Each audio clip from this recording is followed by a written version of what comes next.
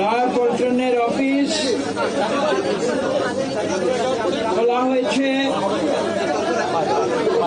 আপনারা জানেন 28 অক্টোবরের ক্র্যাকডাউনের পরে এই আমাদের বাংলাদেশের সবচেয়ে বৃহত্তম যে রাজনৈতিক দল বিএনপি আমরা বলি, সেই বিএনপির কেন্দ্রীয় অফিস সেটা সরকার বেদখল করে নিয়েছিল এবং আজকে আমরা আপনাদের সামনে আবার উপস্থিত হয়েছি জনগণের কথা বলার জন্য।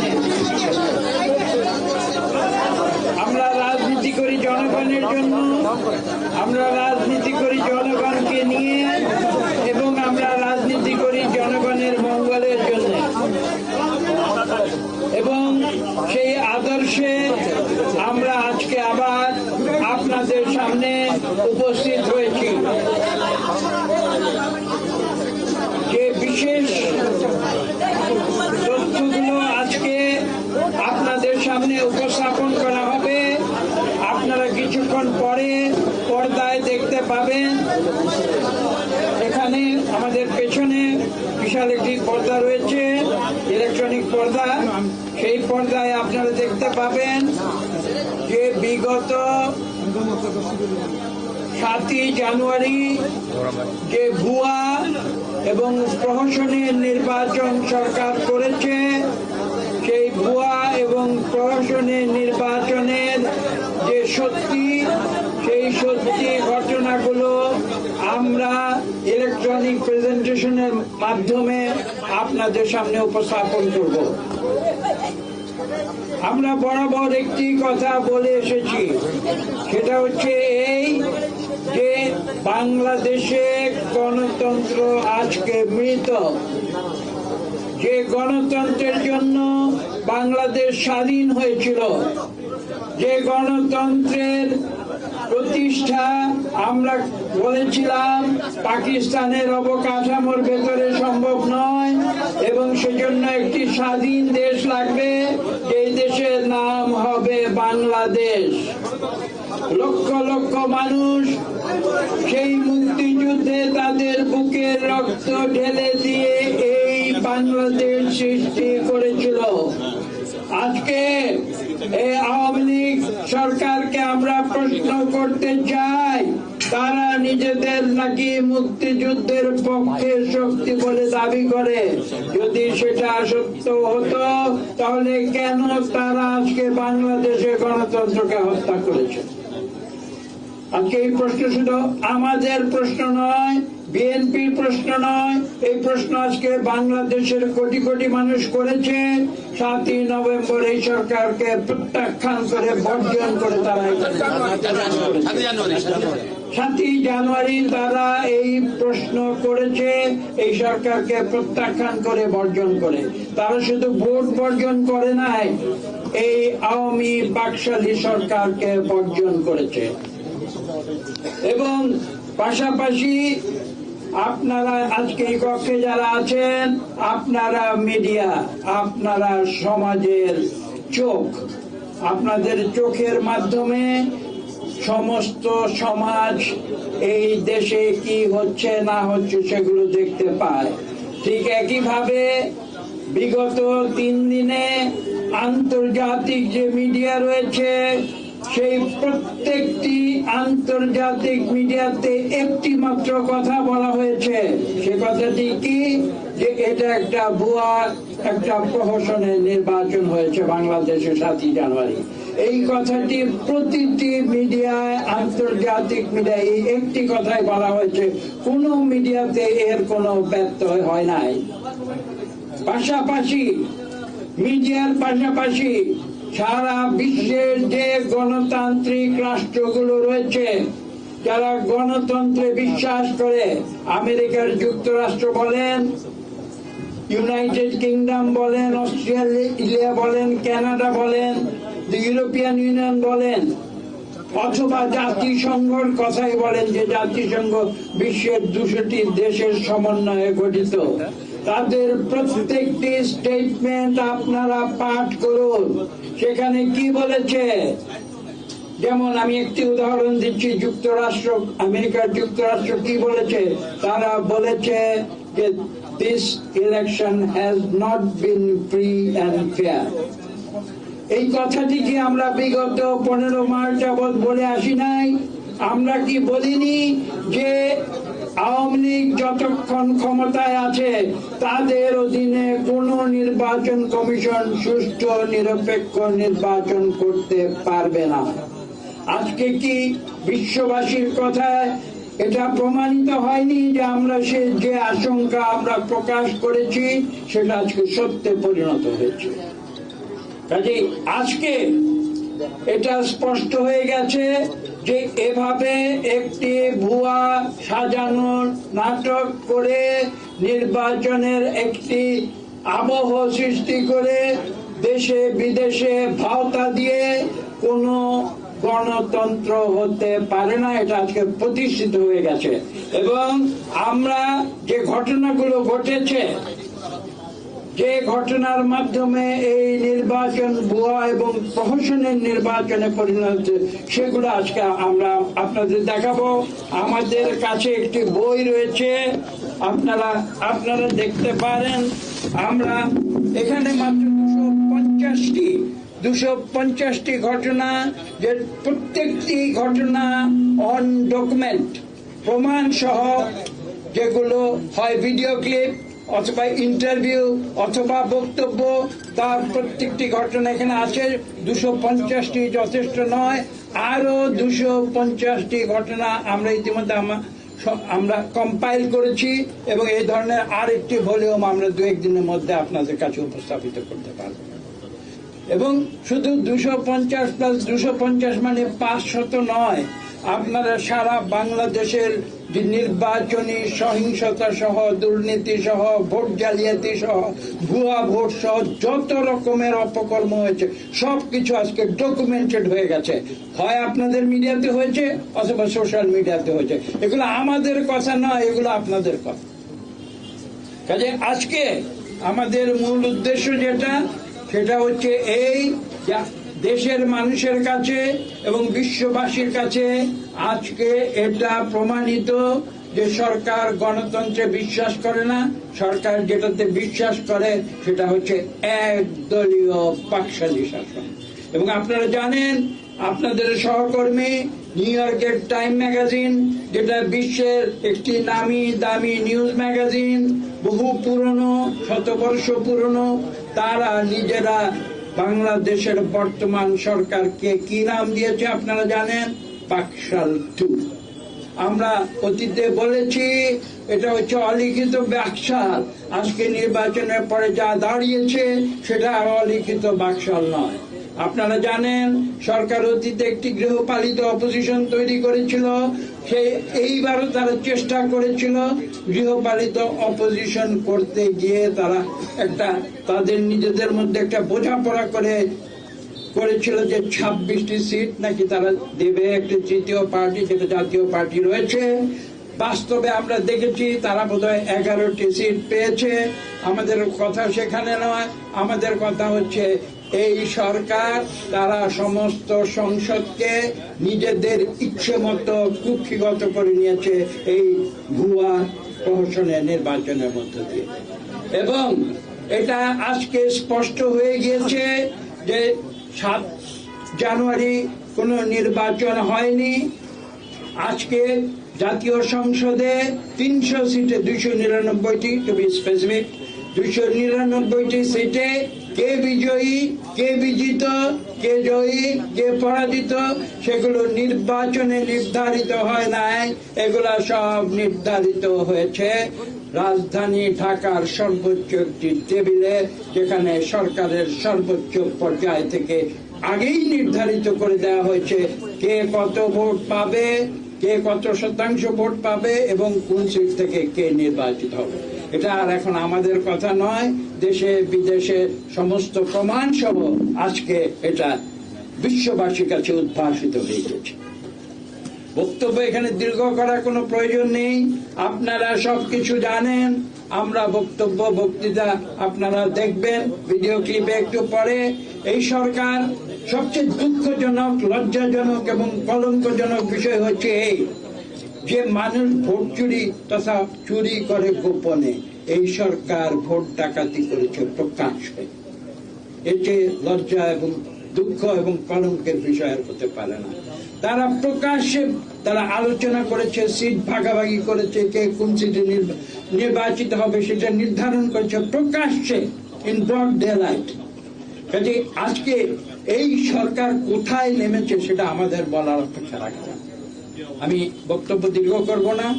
আমাদের কি ভিডিও ক্লিপ রেডি আছে? ভিডিও ক্লিপ দেখাবে। আমি সর্বশেষ একটি কথা বলি, কিছু মনে করবেন না। আমরা বিএনপি একটি উদারনৈতিক গণতান্ত্রিক রাজনীতির আদর্শে বিশ্বাসী। আমাদের শহীদ প্রেসিডেন্ট জিয়া রহমান বলেছিলেন, জনগণ সকল ক্ষমতার উৎস। আমরা জনগণের ক্ষমতায় বিশ্বাসী। সে কারণে আমরা জনগণকে সঙ্গে নিয়ে আমরা বাংলাদেশে গণতন্ত্র পুনঃপ্রতিষ্ঠার সংগ্রামে আছি। যেভাবে একদিন শহীদ প্রেসিডেন্ট জিয়া রহমান বাংলাদেশে বহুদলীয় গণতন্ত্র ফিরিয়ে দিয়েছিলেন এবং যেভাবে একদিন আমাদের দেশনেত্রী বেগম খালেদা জিয়া এই দেশে পার্লামেন্টারি গণতন্ত্র ফিরিয়ে দিয়েছিলেন, আমরা সেই আদর্শে আমাদের ভারপ্রাপ্ত চেয়ারম্যান জনাব তারেক রহমানের নেতৃত্বে আমরা রাজপথে আন্দোলনে আছি, রাজপথে আন্দোলনে থাকব এবং ইনশাআল্লাহ আমাদের উদ্দেশ্য ক্ষমতা নয়। বিএনপি ক্ষমতার জন্য রাজনীতি করে না, বিএনপি রাজনীতি করে জনগণের অধিকার প্রতিষ্ঠার জন্য। সেই আন্দোলনে আমরা আছি। আমরা জনগণের ভোটের অধিকার, জনগণের অর্থনীতির সাম্যের অধিকার এবং জনগণের গণতন্ত্রের অধিকার আমরা ইনশাআল্লাহ জনগণের কাছে ফিরিয়ে দেব এবং ভবিষ্যতে আমরা এমন একটি পরিবেশ বাংলাদেশে সৃষ্টি করব যেখানে সুষ্ঠু নিরপেক্ষ নির্বাচনের মাধ্যমে জনগণের সরকার বাংলাদেশে প্রতিষ্ঠিত হয়। আপনাদের ধন্যবাদ। ঠিক আছে, এখান থেকে স্ক্রিনে দেখাবে তো, এখান থেকে শুনতে হবে। পিছিয়ে যান, পিছিয়ে যান, পিছিয়ে তোমরা, এই পিছিয়ে, এইদিকে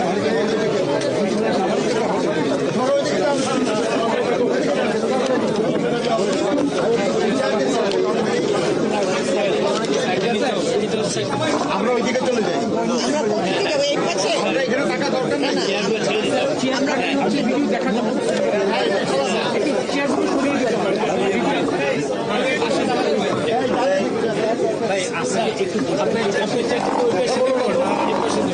এখানে আমরা বসতে পারি, টাকা কেন?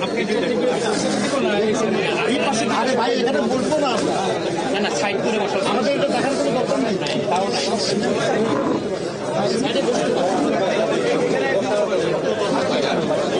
দেখতে পাবো, আমরা তো পরে দেখতে পাবো।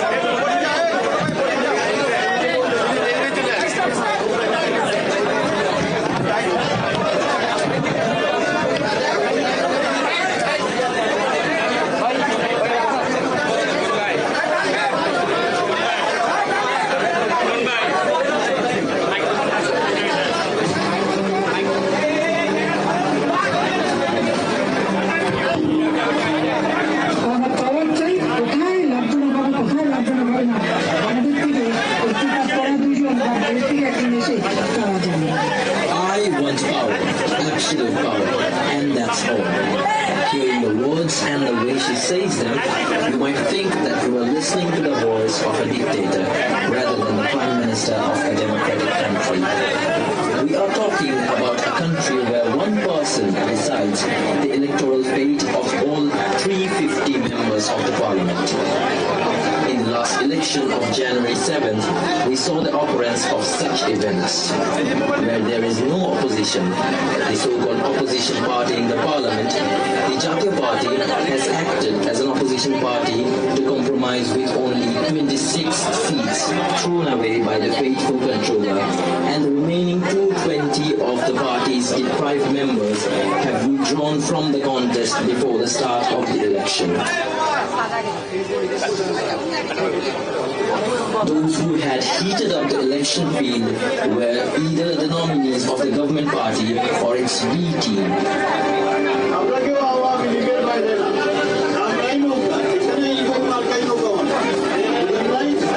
Products of the same party with the blessing of the party chief. In their language, dummy candidates, or so-called independents. The entire incident is a reflection of the plan of 50 years ago, the Baksal system, created by the Prime Minister's father, was a one-party rule in Bangladesh where there were no such thing as an opposition party. Everyone participating in the election is nominated by only one party. Today, the countrymen have to swallow the bitterness of the election of that Baksal system. There were two options before the people. One, vote to legitimize this sham election of dictatorship, or reject the election and let them know that the people are boycotting this sham election in this people today spontaneously chose the second option. Martyr President Ziaur Rahman, the founder of Bangladesh Nationalist Party, the promulgator of independence, came to responsibly managing the country and put an end to the one-party rule and return the country to a multi-party democratic system. And the former Prime Minister Khalida Zia gave two unique gifts to the nation. First, it was under her leadership that the parliamentary democratic system was established and the caretaker government system for national elections under non-partisan government as a symbol of public confidence, an excellent electoral system. This proved to be a very excellent election method for the country. But Awami League, which won the elections held under the caretaker government in 2008, used the court system as a part of their far-reaching conspiracy and nefarious plan to permanently grab the power and establish an authoritarian system of governance in Bangladesh. As part of their far-reaching conspiracies and nefarious plans, and to keep power in perpetuity and establishing Sheikh Hasina's authoritarian rule, the caretaker government system was removed from the constitution. It gave birth to an electoral system where the Prime Minister and members of Parliament can participate in elections without resigning from their posts. They have also removed the referendum system, which is essential for such a big change in the constitution. Bangladesh Nationalist Party has been protesting against these anti-people activities from the very beginning. The people of the country have much regrettably lost their opportunity to exercise their right to vote, and this government has from the very beginning sought to divert the people from voting by making the right to vote meaningless so that their hold of power is no question. The first evidence of which was seen in 2014 national elections, where the people of Bangladesh were cheated of their constitutional electoral right to vote, and hence deprived of their right to their electoral franchise, when 153 candidates were elected to the parliament totally unopposed, undermining the entire essence and spirit of free, fair and participatory elections. In 2018, the mass public witnessed another novel fraud of midnight election. On the assurance of today's Prime Minister, even Bangladesh Nationalist Party participated in that tainted election of 2018. But along with the people of the country, BNP was also cheated that day.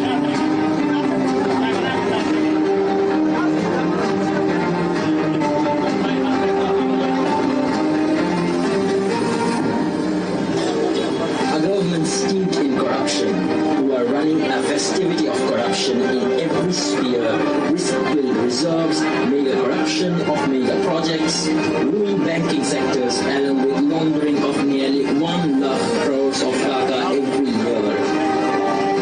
The police and the administration have been made 100% party obedient and partisan. The judicial system is questionable, and an ineffective and spineless election commission has been added to it. What other option did the BNP and their like-minded parties have but to boycott the election in protest of such a staged sham election? The so-called national election of January 7th is a clear proof that there was not the slightest mistake in their decision. What did the world see? Every polling station is empty of voters from the morning till evening. Whether in the city or in the villages, the election officials are out to work, children voting to show increased voter percentage and notorious creatures in front of the fields, free movement of animals in front of the fields near the polling stations. But what followed was not only tragic but scandalous for any country and nation in this modern world. Freestyle filling of ballot boxes with government party symbols in front of the election officials.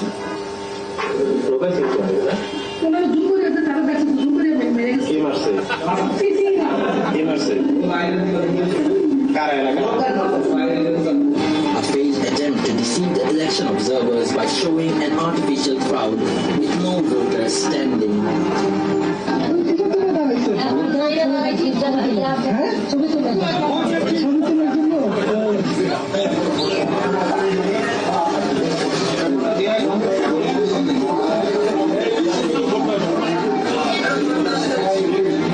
But the most shameful thing was the involvement of young children in this fraudulent activity.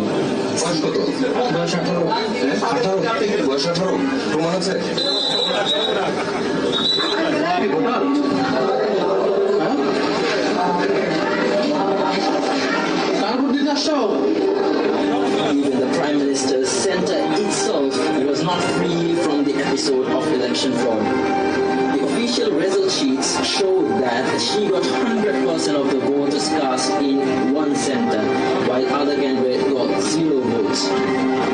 In another center, her votes were more than the number of total votes casted. Of course, as it relates to the Prime Minister herself, it may be corrected by now. The constituency of the General Secretary of Awami League was not spared from electoral lawlessness. There were also numbers of cases where seen of publicly giving the seals to vote symbol, which is the symbol of Awami League.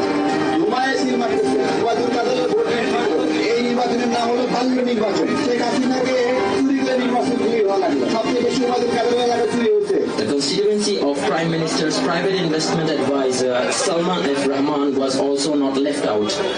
Dhaka Akashvani দুহারের মুকসিদপুরের Shinepukur সরকারি প্রাথমিক বিদ্যালয় কেন্দ্রে সাধারণ শিশুদের দিয়ে vote দেওয়ার অভিযোগ এমন প্রমাণও পাওয়া গেছে।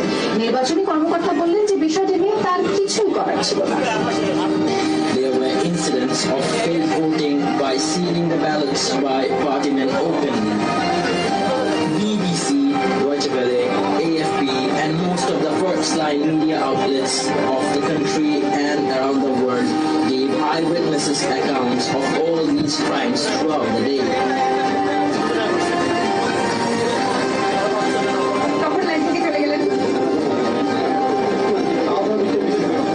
All day, almost every polling station across the country was found empty. But in the afternoon, all on a sudden, the Chief Election Commissioner gave information to the public of 18.5% voter count. But almost all television reports in Dhaka itself say that this rate is not more than 5 to 7%.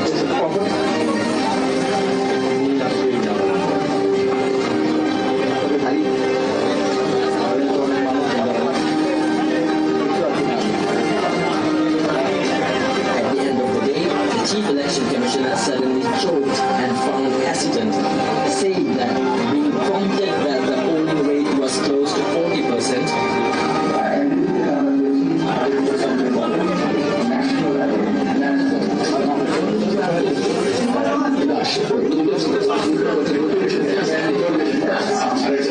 because, like him, everyone in the country knows how much to say the polling rates. Awami League leaders are confessing to their past misdeeds by self-immolation today. How they sealed thousands of ballot boxes the night before the voting of 2018. Clashes in between the government parties, members burning of polling stations, shootings, amputations of hands, severe injuries and murders were not left out. This so-called election unwittingly created a plebiscite referendum where 90% of the people abstained from voting and showed unwavering support for the necessity of a caretaker government as demanded by Bangladesh Nationalist Party, and it proves their victory. প্রত্যেকটা বুথে প্রায় একই scenario, 431টা vote আছে, তার মধ্যে vote করেছে 3টা, 450টা vote আছে, তার মধ্যে ভোট করেছে 9টা। এরকম ভাবে আপনাদের খুব কম সংখ্যক ভোট আমরা দেখতে পাচ্ছি। Old age allowance cards, widow allowance cards, disabled cards, and national identity cards, withholding them, threat of not burial after death, fear of torture by Awami cadres, or to go to polling stations on mosque microphones. Nothing could make 90% people to go to the polling station. We know that historically no dictator has lasted forever, and Bangladesh will be no exception. This farcical election on January 7th undoubtedly took the movement to overthrow the dictatorship a step forward. Even in the midst of 100 disappointments, some convincing realities reveal our intuition, and I would like to introduce you to such a scenario.